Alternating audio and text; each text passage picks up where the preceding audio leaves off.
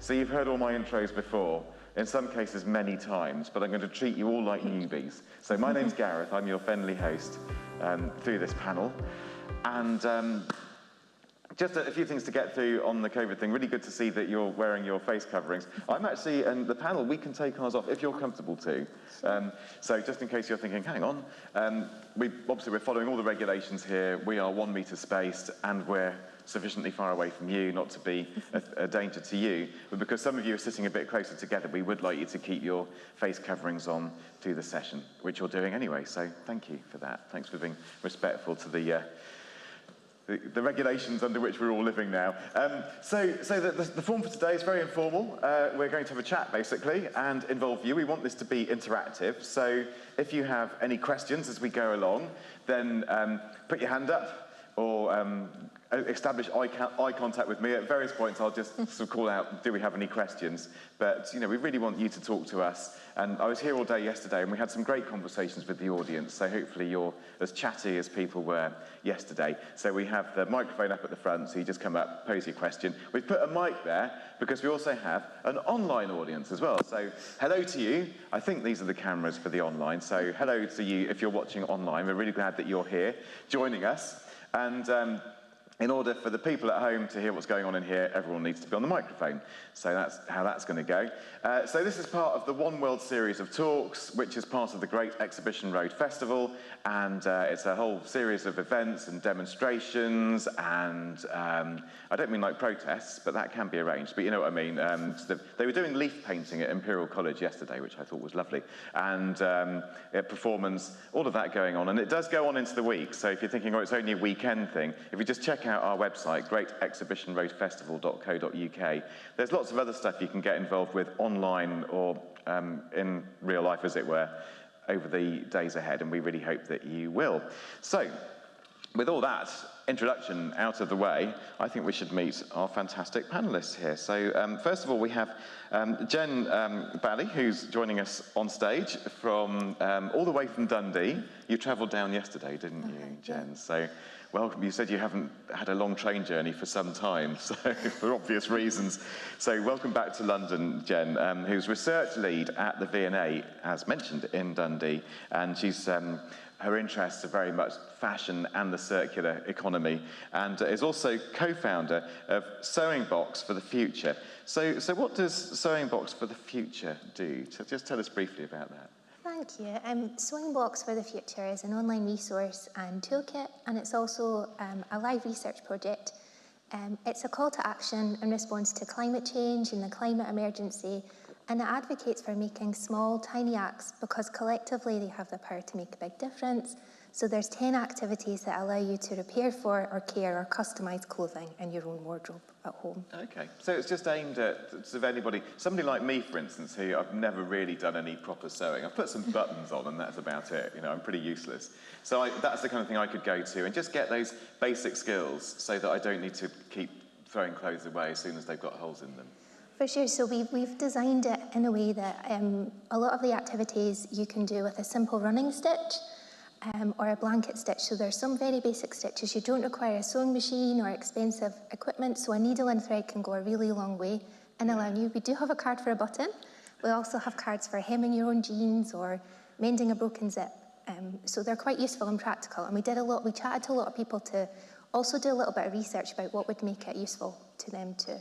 Wow, excellent. And so that really sets the topic for today. You know, we are looking at the circular economy, we're looking at fashion, the environmental impact of fashion, and really trying to assess amongst all the other topics that some of you would have heard us talking about yesterday, you know, around transport, for instance, around food production, where clothing and fashion, where they kind of sit in terms of their impact on the environment, and then most importantly what we can do about it. And so I think Sewing Box for the Future is one thing that we can do to just help to address our own impact in terms of our use of clothes and fashion. So we'll go online. We're going to meet Nadine in a minute, but let's just go online to meet Jen Bally, who's research lead at V&A. No, we've already done that. Dawn Ellams. It's early in the... You didn't notice that, did you? I just read out Jen's name again.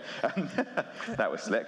Dawn is with us. Rescue me, Dawn. Research fellow at the Royal College of Art, not the V&A, and you're working on the Future Fashion Factory project. So similar question to you. What do we need to know, just briefly, about the Future Fashion Factory project?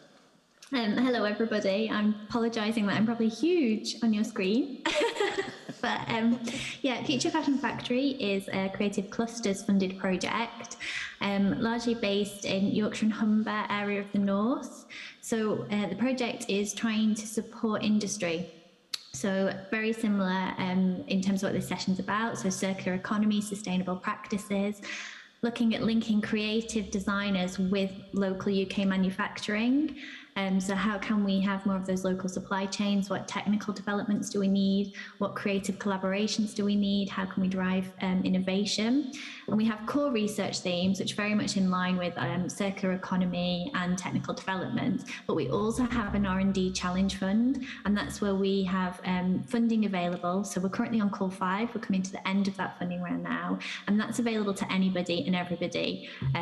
It's up to £100,000, and that's where we've been trying to support innovation. So I actually think I have a few slides, and when I chat and answer some of my questions, I'll refer to, so you can see some of the work that we've been doing then. Oh, lovely. Yeah, it'd be great to illustrate some of your forthcoming answers with those slides, definitely.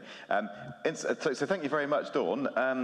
Those of you at home, we want you to take part as well. So if you have any questions, just put them into the chat. And I've got the iPad here as well, so I'll keep an eye on that as we go along, and we'll try and, well, we won't try, we will actually get your questions in, I promise. All right, Nadine is here, a fellow engineer. I did electronic engineering, she's a chemical engineer. And in your day job, you look at carbon capture and storage technologies. And people might be thinking, oh, we did carbon capture yesterday. We talked about geoengineering. Why have we booked Nadine for this panel? Well, there's a very good reason, because she's really interested in the whole fashion industry, circular economy, and so on. And you've also blogged a lot about this topic for the Grantham Institute for Climate Change and the Environment, this premier research institute into climate change. And you know a lot, Nadine, and in fact, I want to start the conversation with you, really, about the environmental footprint of clothing, what we know about clothing and its environmental footprint. So the floor is yours. So the reason I'm into this is generally because as a scientist you look into, so in my PhD I focus on carbon capture, and so the environment in general, climate change, and then I just didn't realize that a lot of industries actually contribute a lot to environmental footprint. And one of the industries that obviously not obviously, but I'm very interested in was fashion. My mom used to be a fashion designer. So then I was flabbergasted essentially by the environmental footprint of the fashion industries. It accounts to 10% of the global CO2 emissions, and because if you kind of consider the whole life cycle assessment of a product, so starting from raw materials, which include cotton, which is quite water thirsty, so it requires a lot of water, and then polyester, which uses petrol to be produced, and polyester is one of the most versatile materials that the fashion industry uses, and so we use it, I think, in more than 60% of the clothing that we have today, and it's obviously non-biodegradable. And then you look into the processing and manufacturing, both of which are made in countries that mostly rely on coal and natural gas, which again contributes to the CO2 emissions. And then the use, and then the end use, where we throw a lot of our clothes, and because of fast fashion and trendy products, we buy a lot more than we actually wear. So I think 40% on average of our wardrobe we don't even use. So the fashion industry in general accounts to 10% of global CO2 emissions. It's also the second most industry to use water. It's the second most water polluter because of textile dyeing. Microplastics, or because when we wash our clothes, we also release a lot of microplastics into the ocean. And there's a lot of studies to show that we actually consume those microplastics on a day-to-day basis, whether it's our water or our fish. So yeah, and all in all, the fashion industry has a huge environmental footprint, and I think there's a huge awareness now, but probably a couple of years ago that wasn't something we were aware of, and our first instinct is to kind of go like, oh well, oil and gas and energy was the most polluter industry, but that's not just the case. Wow. So I mean, we've only just started, and that's already, we've had an astonishing fact. So 10% of emissions come from fashion. Yeah. Because I suppose what makes me surprised about that is if you think about, say, the transport sector, you're very aware of where the pollution's coming from. You know, you're on an aircraft and you can see the engines, and you go around a city and you can see the tailpipes from cars. But fashion, it's just, you know, but it's got fashion lovely also colours and contributes to the and transport industry because of course. Well, tell me about that. That's really interesting. Just the transport, because clothes are heavy, aren't they? So yeah, and I mean, I remember when I was doing my minor in business management, we used to glamorize the Zara's supply chain, because Zara could design, produce, and send those products like new collections every 2 weeks. And now, obviously, that's something that we realize has a huge environmental impact. So they transport all of this, not just Zara, but all of the fast fashion brands. They transport all of those products. You can basically get products internationally from anywhere. And so all of that contributes to the transport industry. Wow, okay. Now, Dawn, let's bring you in here, because we've heard a lot about the transport of and the production of clothing. But what about, where do all our clothes end up? Yeah, so in the UK, we have lots of nice coloured recycling bins, but we don't really have a designated one for textile recycling. So generally, households put any kind of textile waste, so fashion waste, we class as textile, but also there's other things in your house that you can throw away. So tea towels, bedding, all ends up in the kind of grey bin, which goes to landfill. And as Nadine explained then, these garments are made up generally of blended fibres, which include quite a lot of plastic. So they take about 200 years to biodegrade. So they're not in our landfill, they're just going to sit there and not biodegrade.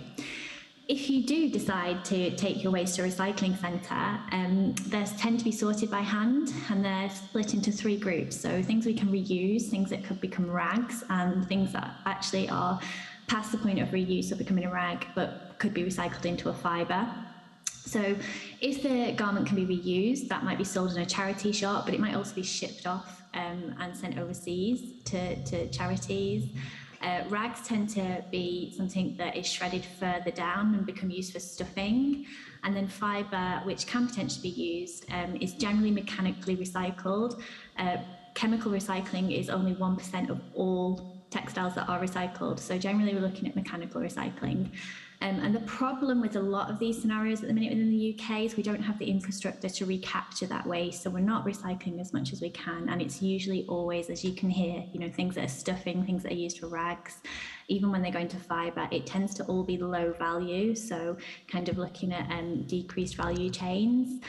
Some of the work we've done in Future Fashion Factory, a really nice project, was actually with Inuit, which is a new company setting up with one of the local mills in Yorkshire and Humber, and they're looking at establishing mechanical recycling again and selling for high value fibres. So looking at kind of recapturing nice wools, cashmeres.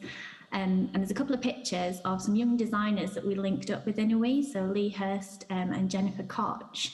And they've done some really nice work. I think one's an old fisherman's jumper and a beautiful tweed jacket. And what's really nice about projects like this is if we can establish these circular supply chains from our waste, local and kind of, actually even if they're based down south, designers who are, you know, micro designers or SME companies, they can start to use the waste, they can set up these really interesting supply chains. Also, brands can sell their waste or have it remanufactured through these services, but it all needs much more investment and support as well from the industry to use them. Right, okay. I don't know if you can find those pictures. But let's see if we can get some of your pictures out. If not, I can have a little chit-chat with Jen and we can get the pictures up as we go along. So why don't we do that? We'll come back to you, Dawn, because Jen, I'm obviously we can move on to the crafts side of things then, which I know is your sort of big thing then. So tell us a little bit more about, I mean, okay, I suppose the blunt question is, are you really suggesting that we can solve this by, we'll all just start making our own clothes and not go to the high street anymore? Or not. I think it speaks to perhaps some of the answers from Dawn and Nadine also, that there's so many valuable clothing that are byproducts of this fast fashion industry that are already in circulation, that are useful, that there's value in them. So I guess through Sewing Box for the Future, we're trying to find a life for those and advocate that we just need to value our things so much more and find meaningful ways to interact with it. So the 10 activities we've got, Nadine made the really great point that 40% of our wardrobes hangs up, it's not an active use. We need to be a bit more creative with that. And young people are also leading the way in shifting mindsets. I was in a charity shop the other day and having so much fun, trying things on, swapping, purchasing Second Life things, and then finding a new use for it, gifting it onto your friends, or customizing it and adapting it to make it your own. So I think there is a shift around local systems, rethinking waste and how it can go into a more circular system where it can be made into a more high-value garment or product. But there's so many valuable pieces of clothing we don't need to keep producing. So a big part of the solution is dematerialising, slowing down and starting to value and advocate for more mindsets around what we already have. Do you know, I think you're so right there, because I think there are so many different aspects of behaviour that need to change. Maybe partly about the status of used clothing. Somehow you just think, oh, I'm just a bit of a cheapskate, you know, just going to a charity shop. Or just maybe some people might feel a bit icky about, you know, somebody else has been wearing this. You know, it's got their sweat and bits of skin in it. You know, so are there kind of attitudes like that need to change? Absolutely, and I think it comes back with the 3 themes we have within Sewing Box are care, repair and customise. And we did a lot of research around care, and that the wash labels in our garments, they're teeny tiny, and a lot of the symbols are really difficult to interpret. So there's also a huge amount of work to be done and having conversations around how we care for our clothing. Washing, perhaps we've got a culture of overwashing clothing. Some clothing doesn't require to be washed as much. There's different ways for it to be maintained. And there's also, I think it's just about having a conversation about care. But there are certain things, certain garments. We produced this infographic for our exhibition, which is one of our most popular cards. And it has a little, what Dawn said about fibres being mixed so they can't be reprocessed. But also when people handle garments in their wardrobe, different things take different amounts of time to decompose in landfill. But when you're handling it in a shop, we've become disconnected. We couldn't tell whether it was cashmere or a mixed fibre. So we sourced 10 different garments so people could start to handle those fibres and they could start to interpret them too. So I think it's about labelling, understanding the fibres that make up our clothing too. Oh, that's so good. Yeah, I mean, I would love to just get better at telling a cashmere from a cotton, for instance, yeah. And I know what you mean about those care symbols, because every time I go to put something in the washing machine or hand wash it or something, I always have to Google, like, all those different symbols, because they mean nothing to me, just like something that looks like a hand in a bit of water, you know, what does that mean? So, yeah, so there's a lot to do, I think, in the communication here, and certainly those behavioural things, and people like you going around saying, no, we can do this. And then on the flip side of going into a charity shop and finding a second-hand or third or fourth, who cares, hand garment, and thinking, I can really personalise this as well. And maybe that helps to address the status kind of thing, this idea of, oh, it's a bit cheap of me. I'm going to an amazing party next week. I've got to look fabulous, and, you know, I can't just go in second-hand clothes. But if it's something that I've customised myself and put my love and care into, you just have a different relationship with it, I suppose. Would you agree, Nadine? Yeah, and I just wanted to add that actually, so I've done a survey about second-hand perception. Fascinating. With I think there was like more than 100 responses. And yes, there were certain responses that were like, no way, I'm not going to wear any secondhand clothes. I just can't get it out of my brain. But most of the responses were actually like, we're finding it hard to find those things online, like finding those startups online. And because once you search anything to shop online, the first things you're going to get are like ASOS, H&M, Zara, and it's just easy for them. And as a consumer, right now, you get bombarded with a lot of information, and then sometimes there's a lot of greenwashing. And so it takes them time to kind of find what they need, which might put off some consumers, although they're ethical. Like, I think more than 55% of consumers actually would want to buy sustainable products. And companies realize this, and that's why there is some greenwashing. And that's why industry is talking more about this and saying even brands like H&M are trying to be sustainable, which will take a lot of time, I think. Yeah, it might do. They're not here to defend themselves, just saying that legally we are being broadcast, but yeah, I hear you. Yeah. And other brands, yeah. No, sure. That's, well, how serendipitous that you've actually done that research, because I was really interested in those, as you can tell, by those attitudes. I'm interested in your attitudes, lovely audience here in the room. Hands up who regularly goes to charity shops to buy their clothes. Awesome, look at you, that's brilliant. Well, actually, it's not that many. It looked like it was going to be. It's probably but less than half the audience, I'd say. It'll be all of them by the end of this talk. You wait and see. All right, we're going to take some of your questions, by the way, audience, but I do want to go back to Dawn and just ask maybe about alternative textiles, Dawn. We hear about biomaterials, for instance, and even clothes made out of bio-waste. So what do we know about these? Yeah, I think it's really important, Jen's comment on dematerialization and looking for, value in what we already have, but recirculating those materials. An alternative approach is to rethink materials that we do use from raw materials. And the bio is really interesting because, like you say, there are explorations within cellulose, looking at new things from waste, tapping into industrial waste streams. One of the really nice projects we've had in Future Fashion Factory, which has been driven by actually a fashion designer, is mycelium leather. So mycelium leather is from mushroom, and it has the potential to be a completely biodegradable leather alternative. But again, it would probably fit by, oh, there we go, picture. It would fit alongside the leather industry that is maybe using byproducts for very long-term, high-value handbags. Mycelium could offer an alternative for something that's got a much shorter life span, so a use phase that isn't going to be 20 years, 10 years. And this project is exploring kind of looking at this whole life cycle. So you can have the material, but it's what you put on top of that. So a lot of mycelium tend to have a plastic coating to provide a waterproof. So then you've got something that could be biodegradable, but it's encapsulated within a plastic that doesn't biodegrade. And that's a lot of what you see on the market at the minute. And this project is looking at bio finishes as well. So it would be a mono material. So it would be something that end of life, it just biodegrades, and potentially it could biodegrade in your garden. So it's that kind of thinking to these new materials that's really interesting. And a lot of the time it is being driven by designers working collaboratively with scientists.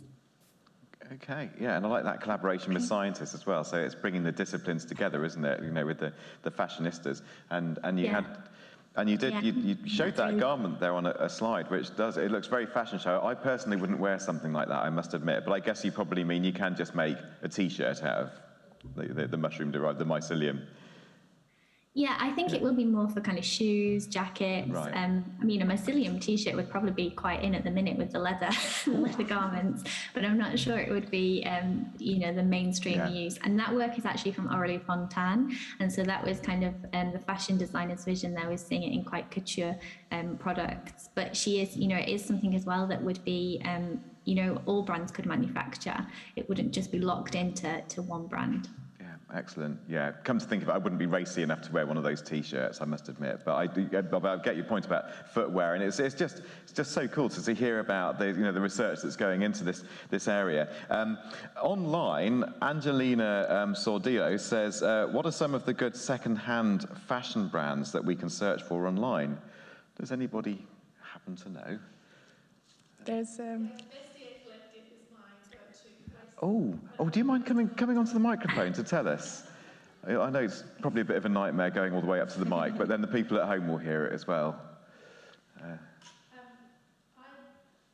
Vestiaire Collective. It's where I go when I want to just spend time looking at clothes. It's second-hand designer clothing. Okay. Oh, so sorry, can you say it again? The mic wasn't that. So Vestiaire. Take 3, here we go. Yeah. Vestiaire Collective. I see a few nods around. It is... Yes. Fabulous. It's second-hand designer clothing, and if you look, you can often find clothing there that are from designer labels about the same price as good quality high street. Yeah, okay, so it's Vestiaire. So, if you're searching for it, you write it as it sounds. Good, thank you, and thanks for doing that 3 times for us as well, we appreciate it. Right, okay, now the mic is live, let's have some more audience questions. So any hands up for questions? And by the way, we prefer questions to comments, by the way. A few people just come up and grandstand a little bit, but We want a question mark on the end, if you don't mind. Yes, go to the microphone. I'm Lindsay. So the question I've got is about renting clothes for events such as weddings and things. What's the panel's view about that movement? Yeah, clothing rental, that's a great question. Yeah, I think it's an absolutely great idea. I mean, especially like weddings or like important evenings or dinners and stuff, usually you buy a dress and then you never wear it again or try to wear it with different people. So personally, I think renting is a great idea. I think that I know a few stores. I don't know the names right off of the top of my head because I just found them like last week.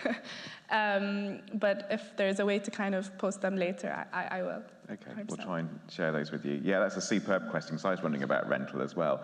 And I think coming back to the attitude thing that I was fretting about before, I think that's one thing. I think we're a bit over that. I think people are, it's quite a statement to go and say, oh, I'm renting this, look at this brilliant outfit. Yeah, so, 100%. yeah.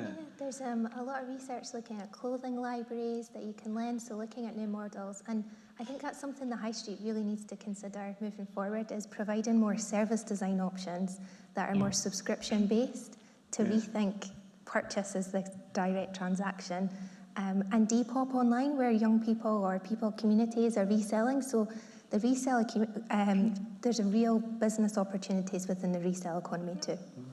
There's also ASOS Marketplace, which brings us back to the question online. It's basically like Depop, and you sell your own clothes or anything. Okay, so you can trade some of your clothes in and they're like an exchange, they're a marketplace where they'll... Yeah, so it's ASOS and then ASOS Marketplace. Okay, oh, so at least they're doing something about it as well. Yeah. Then. Yeah, awesome, all right. Only if you want to, Dawn, did you want to come in on that, on rental or marketplaces or just that whole mechanism? Yeah, no, I agree with Jen as well, this kind of service model. I think a lot of kind of smaller brands again are doing really well at this, where they're thinking when they sell their product about kind of its use phase and its end of life, so offering repair services, repair workshops, and yeah, resale, so having value in your own wardrobe is really interesting. I think there's another online store as well called Thrift, and they tend to also resell very low value, so high street stuff, which so it's really affordable, but actually that's providing more use to those garments. The rental is really interesting, and especially I think in menswear as well, which is often forgotten. But one of the things I think we need to look at with rental is laundering. So, yes, if you're hiring a really, really nice dress that you would only wear once, you probably wouldn't launder that. So I think we need to look at those models within rental as well, just to kind of keep the environmental impact really sustainable. And there must be like clothing swapping startups where you can, if somebody else wants to borrow this jacket for a day or two, they can go to a website and they can view my profile and wear this. And I can see my friend over here is nodding. So good, that's happening. Because as I was sitting here, I think that would be such a good idea for a startup. I'm going to make it happen and get really rich. But somebody's already done it. That's why I'm here doing this, it's just... But I'll tell you what. Yeah, no. So Dawn, that's you. Come in, Dawn. Yeah, sorry. Just to add, I think there's some interesting research about digital wardrobes. So where you would have, so it's looking at brands having digital archives, but also for consumers having a digital wardrobe. So you kind of can keep track of what you own, but also you could link it to like you're selling, this sell model or this swap model with your friends. And I think that's quite interesting. And it's something that actually I would love to just keep track of what I own. And sometimes when you're out and about, like, you don't need that, you've already got a black jumper. You can see how more consumer behaviour could tap into that technology as it's developed. So that's maybe one to look out for. Yeah, so you could print out little QR codes and put them on your wardrobe and have like a stock taking thing. I think you take a picture of all of them. It would be augmented reality. Oh, you can do that, okay. Well, yeah. But has a startup come up with the RFID or the QR code thing, or is that, maybe that's nobody, I can get rich doing that, I don't know. I'm so busting it this morning. I think they're being used, RFIDs, more in traceability at the minute. Right. That's the thinking. But I think you're right. It will come in. If you buy a garment that's got one, then it can tap into your digital wardrobe. Awesome, okay. And Jen, you were nodding through a lot of that then. Yeah, I think this cost per wear plays a really big part in shifting this mindset around maybe paying a little bit more. I think currently sustainable fashion or those offers or even higher end, they might not feel that, or they might not be hitting the mainstream, and I think if you can advocate that you pay a little bit more, but that cost per wear, it lasts longer, there's embedded value in that garment. So I think perhaps around, there's something around, I think there's been a little bit of research around a minimum 30 wears per garment can really optimise the life of things. So if you're buying anything new, it's maybe a question to ask yourself, can I commit to wearing it 30 times, or does it have 30 wears within it, so I can pass it on to someone else? Oh, I love it. So you're getting all the analytics as well about, what you've worn, when you've worn it. Oh, this is awesome. By the way, apparently online there's a lot of chat on the YouTube chat with people sharing ideas of like sort of rental resources, and so probably a few of the places you were wanting to mention are probably just being chatted about anyway online. So thank you, online people. And let's have another online one, and we'll come back to you. I think John had a question, and I'll make sure that if there's any here, we'll get to them. Well, where's the other question? Did you have a question? Sorry. Oh, yes, okay, yeah. cool. John's being very patient. He spent half of yesterday hanging around waiting for me to get to him as well. But we will get to you, John, no worries. Let's take a few online ones, and we'll then we'll get one from John, and then we'll see what goes on here, and then we'll just make it up for the remaining half hour. And you've got one as well, have you? Awesome, right, good. Oh, it's lovely to know what I need to line up. That is very helpful. Otherwise, everyone just rushes at once in the last 5 minutes, and then they don't get their questions answered, and they go home grumpy and give us bad reviews, you see. It's right, here we go, right. What have we got here? What do you think about the role of... that's a good one. Okay, so Sue Wen Q says, what do you think about the role of luxury as opposed to fast fashion in this conversation? So we haven't spoken that much about that end of the market, have we? The couture end, maybe. I think it's a big part in terms of the second-hand products, just because it's marketed as pre-loved, and if you're buying like a Hermes bag or whatever, it makes more sense that you'd buy it second-hand than you would if you were buying a Zara dress. But so like Selfridges has pre-loved, Harrods, Vestiaire is one of the ones that does designers. And that took a huge step when it comes to secondhand compared to high street brands being secondhand clothes, because that was labeled, I guess, more chic, or like there was less of a secondhand perception. And one of the things that I think was great marketing, them calling it pre-loved instead of secondhand. So yeah, that's huge, and especially for things like limited edition luxury bags that you might not be able to get if you just walk into Selfridges. So a Hermes bag for Birkin, for example, or a Kelly, I can't just walk into Harrods and buy one. But you could get pre-loved. Okay. So. And there's a kind of equality aspect there, isn't there? Kind of egalitarian, just something rather comforting about the way that this stuff that we might have thought was out of reach of most of us sitting here in this room, I assume, is now within reach. There's something quite special about that. And also, this is a good one, because Jen might have something to say about this. Wife123 says, perhaps retailers should offer repair of their clothing. Years ago, when I worked at M&S, we used to offer to repair items free of charge for customers. And we also work with local tailors. Yeah, I think as Sewing Blocks for the Future evolves, we really like to look at tailoring. Part of that mindset shift is that an alteration of a garment competes with the cost of fast fashion. So a hem for a pair of trousers might be £12, where someone can replace and get like for like new. So that's a real challenge to try and advocate for that mindset shift. But there's so many wonderful skills that have been sustained tailoring around the world that we can really learn from, and building that into our local community, so rethinking models around that too. But high street, there's very little beyond the point of purchase. There's very little repair services. They're diminishing on our high streets too. So as we start to rethink the high street moving forward, there's huge value, and I think the bigger brands do have a responsibility to provide such services if they're turning out and supporting that global supply chain and volume of clothing.